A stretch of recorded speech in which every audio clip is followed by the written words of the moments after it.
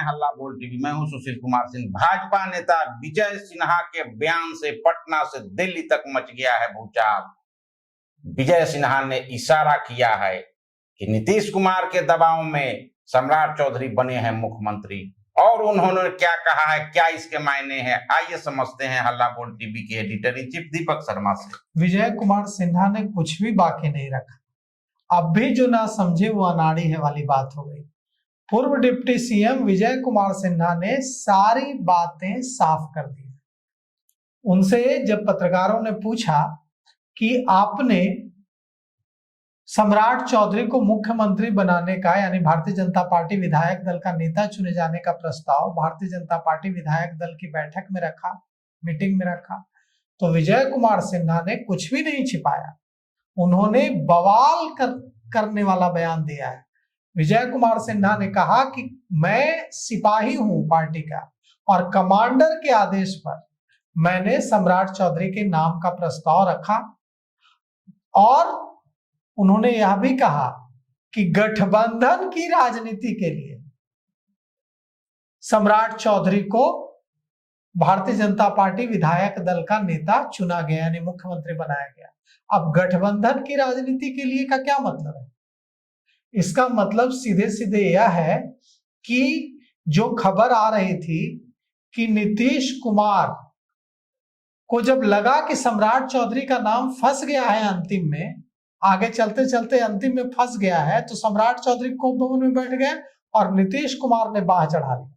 और नीतीश कुमार ने कहा कि आप भारतीय जनता पार्टी नेतृत्व को क्लियर कट बता दिया कि आपको समझ नहीं आ रहा है कि मैं मुख्यमंत्री पद छोड़ रहा हूं। और नीतीश कुमार के विटो के बाद भारतीय जनता पार्टी नेतृत्व को मानना पड़ा नीतीश कुमार की पसंद को। और नीतीश कुमार लगातार पैरवी कर रहे थे सम्राट चौधरी की, और सम्राट चौधरी मुख्यमंत्री बिहार के बन गए। लेकिन जो विजय सिन्हा कह रहे हैं वो आप सुनिए, उससे सारी चीजें स्पष्ट हो जाएंगी। जनता पार्टी का हम एक सिपाही है। हमारी पार्टी के ये तीसरा और चौथा जनरेशन है और वर्षों बरस तक जमीन पर मेहनत किए, पसीना बहाए, लहू बहाए, बलिदान दिए।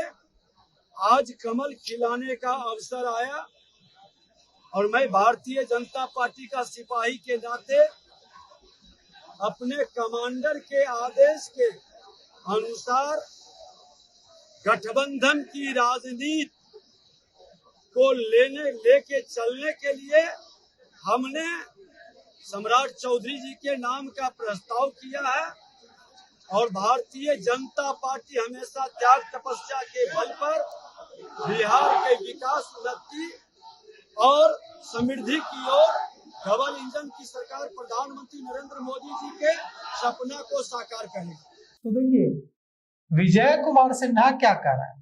विजय कुमार सिन्हा जो कह रहे हैं उससे एकदम साफ है कि भारतीय जनता पार्टी नेतृत्व पर नीतीश कुमार का दबाव सम्राट चौधरी को बनाने का भारी पड़ा। और देखिए सम्राट चौधरी कितने, जब एनडीए विधानमंडल दल के नेता चुने गए विधानसभा के सेंट्रल हॉल में, तो कितने खुश बाग नजर आ रहे थे नीतीश कुमार। नीतीश कुमार ने सबको खड़ा करा के कहा कि ताली बजाइए सम्राट जी के लिए। सबसे ताली बजवाई। सम्राट चौधरी ने नीतीश कुमार का पैर छूकर आशीर्वाद लिया। ये जो समन्वय है यह क्या कहता है? यह कहता है कि सम्राट चौधरी मुख्यमंत्री होंगे तो नीतीश कुमार को ऐसा लगता है कि वे सुपर सीएम की भूमिका में रह सकते हैं। मतलब जो मुख्यमंत्री हैं वो नीतीश कुमार की बात सुनने से, नीतीश कुमार की बात को मानने से इनकार नहीं कर पाएंगे। और यही वजह है कि नीतीश कुमार ने सम्राट चौधरी पर विटो लगाकर उन्हें मुख्यमंत्री बनवाया है। अब सम्राट चौधरी मुख्यमंत्री बन गए हैं। अब विजय सिन्हा का क्या होगा? विजय सिन्हा और सम्राट चौधरी के बीच के रिश्ते बहुत अच्छे हाल के दिनों में नहीं रह गए। ये कई बार समय समय पर दिख चुका है। तो अब विजय सिन्हा आज मंत्री नहीं बनाए गए, डिप्टी सीएम तो नहीं बनना था सो नहीं बनना था। विजेंद्र यादव डिप्टी सीएम बने जदयू से, विजय चौधरी डिप्टी सीएम बने जदयू से। लेकिन अगर आज विजय सिन्हा को शपथ दिलाई जाती तो इससे यह होता कि विजय सिन्हा का सम्मान भारतीय जनता पार्टी ने रखा, उनको पार्टी में नंबर 2 की भूमिका जैसे सरकार में थी सम्राट चौधरी के बाद विजय सिन्हा, उसमें रखा। लेकिन अब यह साफ हो गया कि विजय सिन्हा कह रहे हैं कि हमने पार्टी के कमांडर के आदेश का पालन किया और सम्राट चौधरी के नाम का प्रस्ताव दिया, लेकिन पार्टी ने, भाजपा ने विजय सिन्हा का मान नहीं रखा। अगर मान भारतीय जनता पार्टी रखती, आरएसएस से जुड़े हुए, आरएसएस बैकग्राउंड से हैं विजय सिन्हा, अगर भारतीय जनता पार्टी उनका मान रखती तो कम से कम मंत्री पद की ही शपथ आज उनको जरूर दिला देती, जिससे उनका मान रह जाता। लेकिन उनका मान नहीं रहा। अब विजय सिन्हा अगर मंत्री बन भी जाएंगे तो सम्राट चौधरी मुख्यमंत्री होंगे।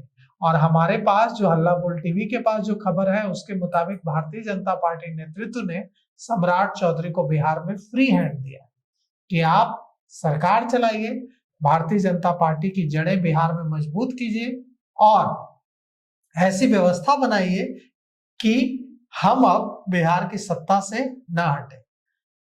सम्राट चौधरी के समर्थकों ने ऐलान भी कर दिया है कि अब अगला 20 साल सम्राट चौधरी का है। अगले 20 साल तक बिहार में सम्राट चौधरी मुख्यमंत्री रहेंगे। 20 साल नीतीश कुमार रहे, 20 साल सम्राट चौधरी रहे। तो अगर विजय सिन्हा अब सम्राट चौधरी के मुख्यमंत्री रहते एक मंत्री की तरह शामिल भी होंगे तो उनके लिए बहुत आसान नहीं होगा फंक्शनिंग। क्यों फंक्शनिंग आसान नहीं होगी? क्योंकि दोनों के बीच तल्खियां कई बार सामने आ चुकी हैं और मुख्यमंत्री के पास असीमित शक्तियां होती हैं। तो क्या अब सम्राट चौधरी बड़ा दिल दिखाएंगे और सम्राट चौधरी विजय सिन्हा हो या जो भी दूसरे वैसे नेता हो जिनसे उनके संबंध बहुत मधुर नहीं थे, उनसे अपने संबंध मधुर बनाने की कोशिश करेंगे, सबको साथ लेकर चलने की कोशिश करेंगे?